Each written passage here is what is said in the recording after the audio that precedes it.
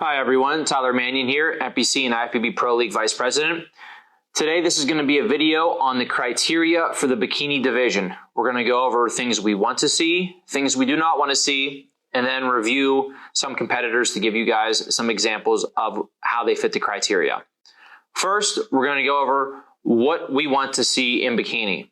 What we want to see in bikini competitors is slight roundness and cap to the delts, a nice tight and flat core, full round glutes with slight separation between the glutes and the hamstrings, a nice hourglass silhouette, condition that displays muscle fullness, overall presentation that exudes health and femininity, as well as the correct posing for the division.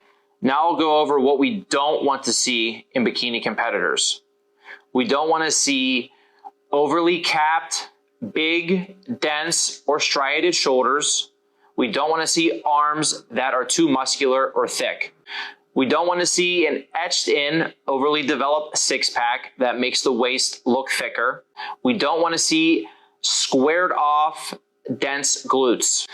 Overall, we don't want to see too much muscle density or vascularity. Now, where we've been seeing muscle density normally happens, like we just covered, in the upper body, whether it's the shoulders or the arms, but we're also seeing it in some girls' legs, specifically in their quads.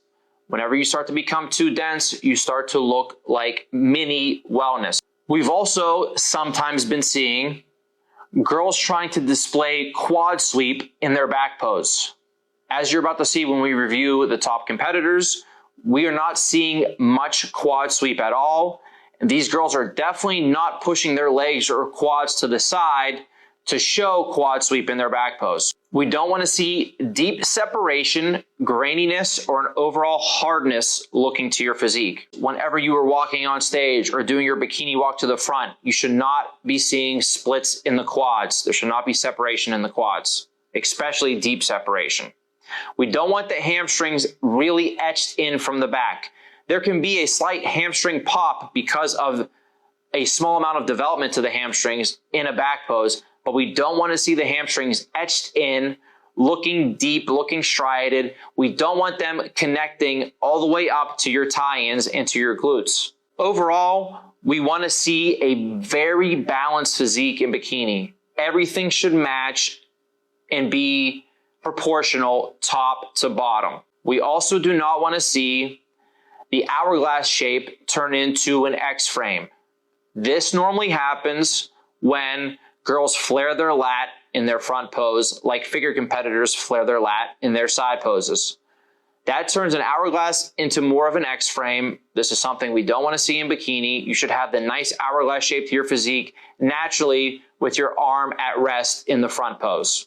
Now I will move into reviewing and showing you the top 4 bikini physiques based on their results from the last 2 years. When I describe their physiques, you will notice me mentioning the same things a lot because all 4 of these girls really hit the criteria that we're looking for in their own ways with their physique, because people need to take into account that every physique is going to look a little bit different, but you can still hit the points of criteria for your physique. So first we're going to start off with our reigning Miss Bikini Olympia, Maureen Blanquisco.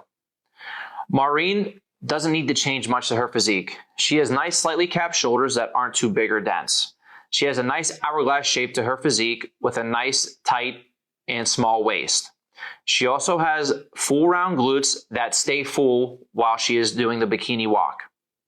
Now, we're looking at pictures of Maureen from the Arnold this year where she took second. She was about 1% off conditioning-wise at this show compared to what she was at the Olympia. This is what made the difference between first and second at this show. She just needs to bring the conditioning that she brought to the Olympia every time.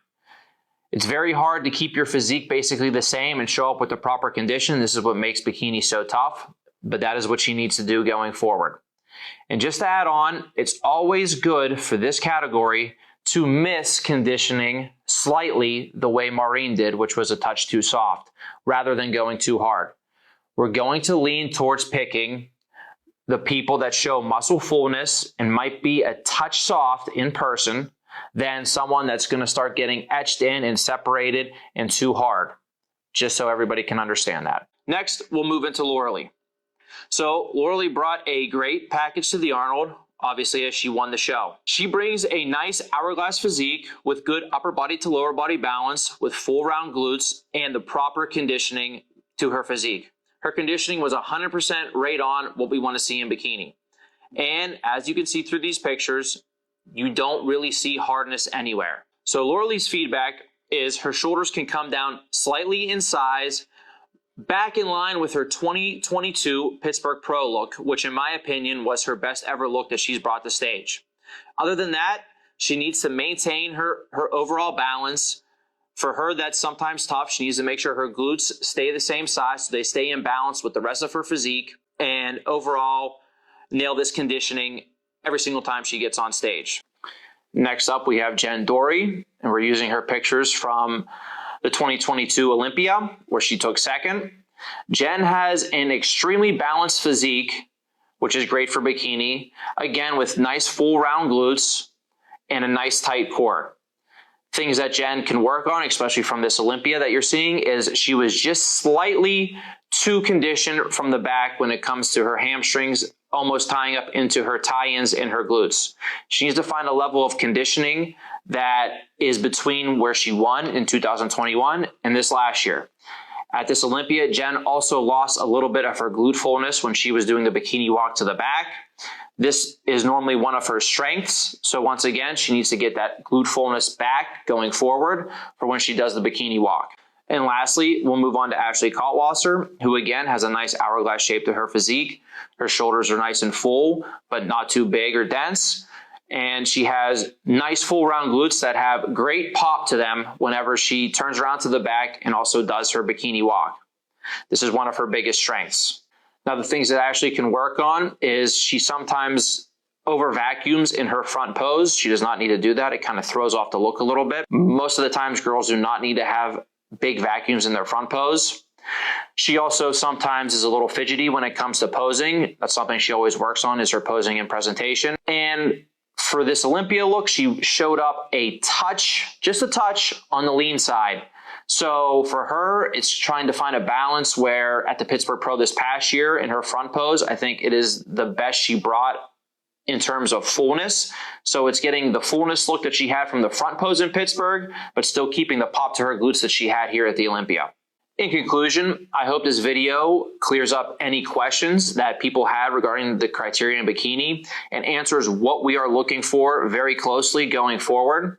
I think the 4 examples of these women and their physiques, either as an amateur or a pro or a coach, that you can look towards to build your own physique to fit the criteria the best way possible.